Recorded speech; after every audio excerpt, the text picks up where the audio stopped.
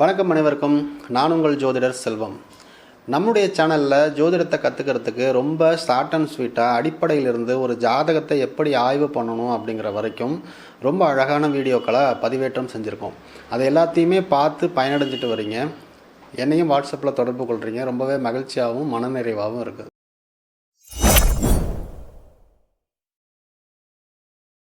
ஒரு ஜாதகத்தை எடுக்கும் பொழுது அந்த ஜாதகத்தில் சார் உங்களுக்கு குருச்சந்திர யோகம் இருக்குது சார் உங்களுக்கு சந்திர மங்கள யோகம் இருக்குது சார் உங்களுக்கு குரு மங்கள யோகம் இருக்குது சார் உங்களுக்கு பத்ர யோகம் இருக்குது சார் உங்களுக்கு லட்சுமி யோகம் இருக்குது சார் உங்களுக்கு பஞ்சமகா புருஷ யோகம் இருக்குது சார், இப்படியெல்லாம் சொல்கிறத நம்ம கேட்டிருப்போம். சார் இதெல்லாம் எப்படி சார் ஜாதகத்தில் பார்க்கறது, இதுக்கெல்லாம் ஒரு வழிமுறைகள் இருக்கா இப்படின்னு பல கேள்விகள் உங்களுக்குள்ளே ஓடிட்டுருக்கும். சனி கேந்திரத்தில் அமர்ந்தாலோ ஆட்சியாகவோ உச்சமாகவோ இருந்தாலோ, சார் நீங்கள் சசயோகத்தில் பிறந்திருக்கீங்க சார், ஒரு தொழில் நிறுவனம் தொடங்கி 10 பேருக்கு வேலை கொடுப்பீங்க சார் அப்படின்னு தெம்பாக சொல்லும் பொழுது அவருக்கு ஒரு சந்தோஷத்தை கொடுக்கும், ஒரு நம்பிக்கையை கொடுக்கும்.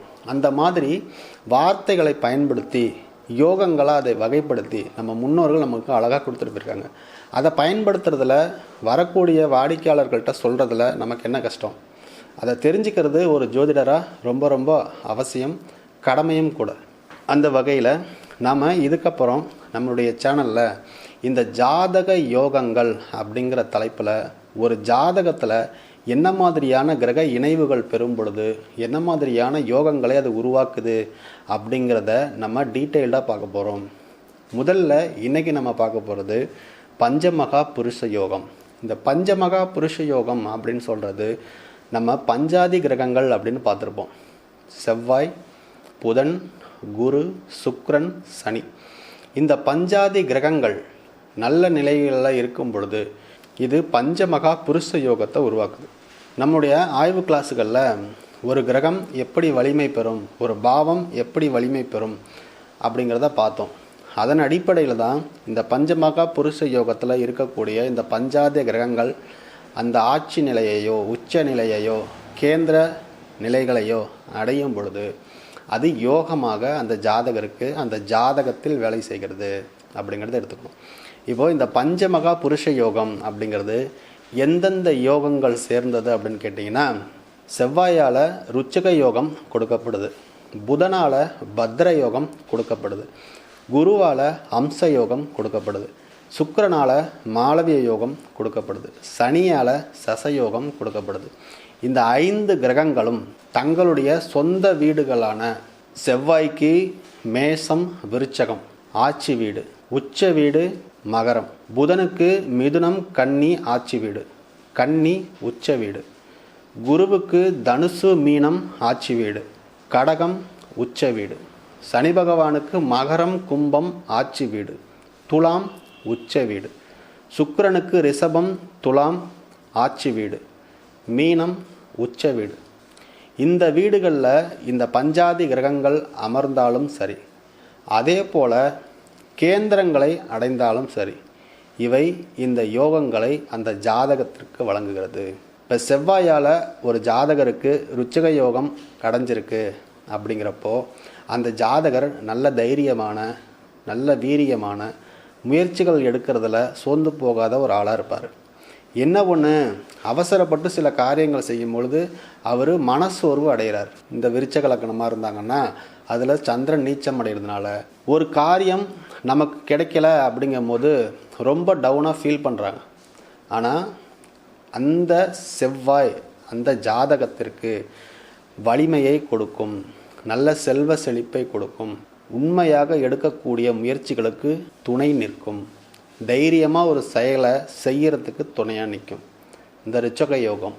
பத்ர யோகம் அப்படிங்கிறது புதன் தன்னுடைய ஆட்சி வீடுகளில் இருந்தாலும் சரி, உச்சமாக இருந்தாலும் சரி, கேந்திரங்கள் அடைந்தாலும் இந்த பத்ர யோகம் அப்படிங்கிறது அந்த ஜாதகத்தில் வேலை செய்யுது. அப்போது புதன் வலிமையாட்டார் அப்படின்னா நல்ல ஒரு அறிவு இருக்கும், நல்லா படிச்சிருக்கலாம், நல்ல ஒரு கல்வி ஆற்றல் இருக்கும், எழுத்து கவிதை கதை கட்டுரை இவைகளெல்லாம் ரொம்ப சிறந்தவராக இருப்பார். அதே போல் குரு மூலமாக நமக்கு ஹம்ச யோகம் அப்படிங்கிறது வருது. குரு தன்னுடைய சொந்த வீடுகளான தனுசு மீனத்தில் ஆட்சியாகவோ அல்லது கடகத்தில் உச்சமாகவோ அல்லது கேந்திரங்கள் அடையும் பொழுதோ இந்த ஹம்ச யோகம் அப்படிங்கிறது அந்த ஜாதகருக்கு கிடைக்கிது.